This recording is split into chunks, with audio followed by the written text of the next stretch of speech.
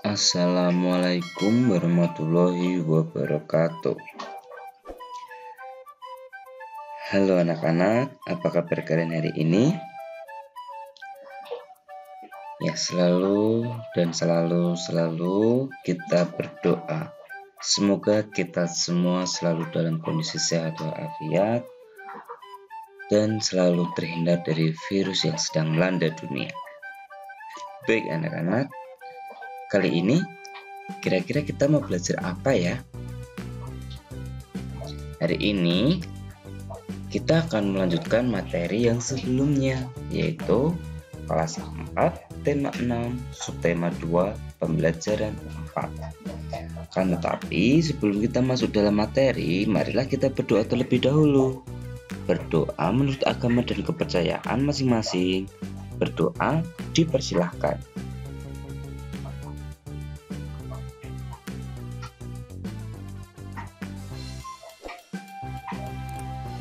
Berdoa selesai. Nah,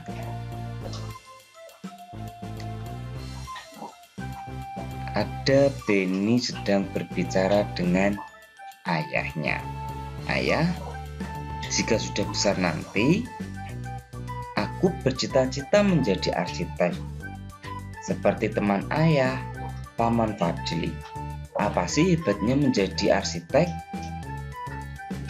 Kamu mau tahu? Ayah akan menjelaskan padamu kehebatan seorang arsitek itu. Nah, sekarang Ayah Beni akan menunjukkan kepada Beni beberapa bangunan hasil karya arsitek sebagai berikut. Nah, ini adalah hasil karya arsitek yang pertama. Candi Borobudur merupakan candi Buddha terbesar di Indonesia. Arsiteknya bernama Gunadarma. Candi tersebut amat indah dan megah, dibangun tanpa perekat dan tanpa bantuan alat modern. Jadi semuanya hanya disusun saja, tidak ada perekat-perekat apapun dan tanpa menggunakan alat apapun. Tak heran jika Candi Borobudur menjadi salah satu keajaiban dunia. Yang selanjutnya, nomor 2 ini ada waduk ya. Waduk Jatiluhur. Seorang arsitek juga berperan dalam menjaga lingkungannya. Misalnya saat bekerja sama dengan insinyur teknik sipil dalam merancang Waduk Jatiluhur. Waduk Jatiluhur adalah kolam besar tempat penyimpanan air berbagai kebutuhan. Hasil karya kumpulan arsitek Indonesia ini memiliki banyak kegunaan, di antaranya menampung dan mengalirkan air ke sebuah pembangkit listrik tenaga air atau kita sebut PLTA, sehingga dapat menghasilkan listrik. Waduk juga bermanfaat sebagai penyedia air bersih dan irigasi yang diperlukan untuk mengairi sawah. Waduk ini juga sebagai pengendali banjir. Yang nomor 3 ini adalah jembatan, yaitu jembatan Suramadu. Adalah jembatan yang menghubungkan Pulau Jawa dan Pulau Madura. Berkat jembatan ini, masyarakat Madura dapat lebih mudah dan cepat melakukan perjalanan darat ke berbagai wilayah di Jawa Timur. Dengan panjang 5.438 meter, jembatan ini merupakan jembatan terpanjang di Indonesia saat ini. Yang terakhir, ini adalah tempat ibadah. Seorang arsitek juga berperan dalam usaha mempersatukan umat beragama. Lihatlah Masjid Istiqlal Jakarta yang megah, berdampingan dengan gereja Katedral Jakarta tempat umat Katolik beribadah. Masjid Istiqlal dibangun pada masa pemerintahan Presiden pertama Indonesia, yaitu Soekarno, pada tahun 1961. Pembangunan masjid ini memerlukan waktu 17 tahun hingga digunakan pertama kali pada tahun 1978. Perancangnya bernama Friedrich Silaban. Ini adalah seorang perancang masjid sekaligus tempat ibadah umat Katolik, yaitu gereja, katedral, dan masjid Ikhtilal. Ini juga ada foto bersama presiden pertama di Indonesia, yaitu Presiden Soekarno. Ini adalah dua sosok gambaran dari Soekarno dan perancang arsitek masjid sekaligus gereja. Lengkapilah diagram berikut ini dengan menggunakan berbagai sumber informasi yang kamu miliki. Yang pertama, kehebatan lain seorang arsitek masih mampu membuat gedung dengan desain yang unik namun tidak mengurangi fungsinya serta keamanan gedung tersebut. Yang kedua, jenjang pendidikan apa saja yang harus ditempuh untuk menjadi seorang arsitek. Pendidikan minimal untuk menjadi seorang arsitek yaitu S1 jurusan arsitek dan juga mengikuti kursus untuk meningkatkan keahliannya. Yang ketiga, keterampilan apa yang harus dimiliki seorang arsitek? Merancang bangunan, menggambar bangunan, menghitung bahan, juga memperkirakan dana yang akan dihabiskan untuk membangun bangunan tersebut. Tahukah kamu, dari zaman dahulu nenek moyang kita telah membangun berbagai bangunan adat yang mencirikan kebudayaan mereka masing-masing.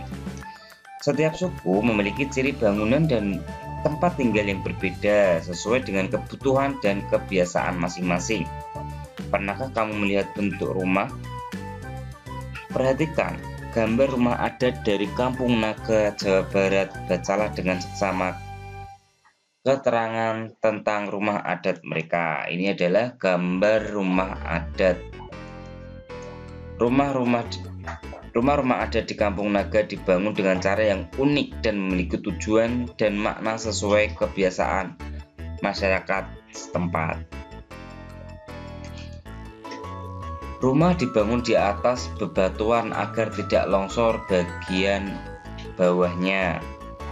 Masyarakat Kampung Naga sangat erat kekerabatannya sehingga mereka membangun rumah mereka secara berdekatan tetapi mengarah ke arah yang sama, yaitu arah timur barat. Semua rumah akan menghadap ke arah Sungai Ciwulan yang berada di depan gerbang masuk kampung tersebut. Semua bahan bangunan dibuat dari bahan-bahan alami seperti bambu dan dedaunan karena kehidupan masyarakatnya yang sangat dekat dengan alam. Nenek moyang kita merupakan arsitek yang hebat ya. Mereka membangun rumah adat yang sesuai dengan keadaan alam dan nilai-nilai budaya. Iya, mereka senantiasa ingin menyatu dengan alam sekitarnya. Mereka menganggap alam adalah sumber daya mereka, sehingga mereka pelihara dan mereka jaga. Nah, selanjutnya kita akan membahas manfaat sumber daya alam di sekitar kita. Masyarakat memanfaatkan sumber daya alam di sekitarnya untuk memenuhi kebutuhan hidupnya melalui berbagai cara. Sumber daya berupa tanah, air, dan tumbuhan dimanfaatkan dalam bentuk kegiatan pertanian dan perkebunan. Sedangkan sumber daya berupa hewan dimanfaatkan dalam bentuk kegiatan perikanan dan perkebunan. Kegiatan-kegiatan lain seperti perindustrian dan kerajinan merupakan kegiatan pemanfaatan sumber daya alam lanjutan setelah pertanian, perkebunan, dan peternakan dan perikanan. Oleh karenanya, kamu dapat mengetahui sumber daya alam di sekitarmu dan cara pemanfaatannya dengan mengetahui pekerjaan orang-orang yang tinggal di sekitarmu. Nah, sekarang kita akan mengisi tabel berikut. Ada nomor, nama teman, pekerjaan orang tua, sumber daya alam yang dimanfaatkan. Nah, sebagai contoh, nomor 1, Nama teman Udin. Pekerjaan orang tua petani. Sumber daya alam yang dimanfaatkan apa? Tanah, air, dan tumbuhan. Yang nomor 2, ada Dayu. Pekerjaan orang tuanya adalah peternak. Sumber dayanya hewan dan tumbuhan. Nomor 3, ada Lani. Pekerjaan orang tua Lani adalah nelayan. Sumber daya alam yang dimanfaatkan adalah laut dan ikan. Nomor 4, ada Edo. Untuk pekerjaan orang tua Edo adalah pedagang sayuran. Sumber daya alam yang dimanfaatkan adalah tumbuhan. Nah, sekian materi pembelajaran kita kali ini. Waktunya mengerjakan tugas. Untuk tugas kali ini, yang pertama ada anak-anak mencari informasi. Sebutkan 5 nama rumah adat yang ada di Indonesia, serta sebutkan asal daerah rumah adat tersebut. Yang kedua, mengerjakan soal latihan di buku tema 6 halaman 99, yaitu tentang melengkapi puisi dengan kata yang tepat dan mengisi pernyataan yang sudah disediakan di dalam buku.